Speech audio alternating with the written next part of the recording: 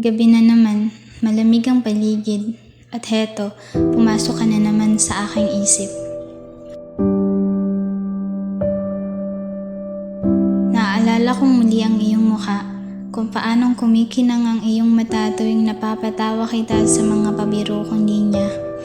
Naaalala ko na naman ang iyong boses, na sabi kong pakinggan tuwing sasapit ang 10 ng gabi. Bumabalik sa aking alaala ang mga payo mo sa akin tuwing ang loob ko ay nangihina. Hindi ko alam kung bakit heto ka na naman. Hindi ba't ang tagal na nating walang balita sa isa't isa? Ang tagal na nung huli nating pag-uusap. Ang tagal na nung iwan mo akong walang dahilan bakit ngayon bumabalik ka sa aking imahinasyon. 10:00 na naman. Paano kung muli kang bumalik? Paano kung sabihin mong na-miss mo ako? Paano kung mag-usap ulit tayo? 10:00 na naman. Paano kung subukan natin ulit?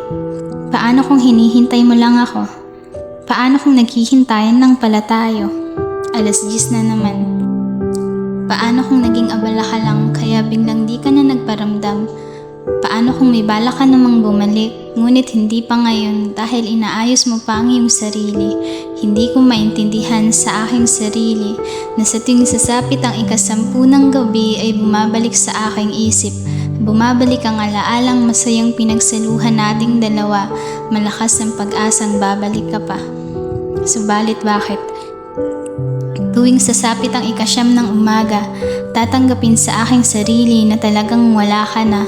Bumabalik ang mga salitang gusto kita na sa labi mo nagmumula, na aking pinanghawakan hanggang ngayon kahit alam ko sa sarili kong may iba na. Ito na yata ang simula para kalimutan ka. Ito na yata ang simula para umusad na. Ito na yata ang simula para di na umasa sa'yo. Ito na ang simula. Tanggap ko na. Di ka na babalik pa ngunit 10:00 na naman. Paano kung magkita tayong muli? Paano kung bigla mo akong kamustahin? Paano kung humingi ka ng paumanhin 10:00 na naman? Paano kung bigla kang magparamdam? Sa kalagitnaan ng gabi habang kausap ko ang bago kong tahanan. Paano kung sabihin mong pwede pa ba tayong magsimula bumuo ng panibagong istorya? 10:00 na naman. Tama na ang mga paano. Itigil ng mga tanong sa isip ko. Hindi ako makakausad kung patuloy akong aasa sa iyo. Itigil na ang isipin ka. Baka makalimutan kong kalimutan ka. 10:00 na naman. Oras na yatang matulog na.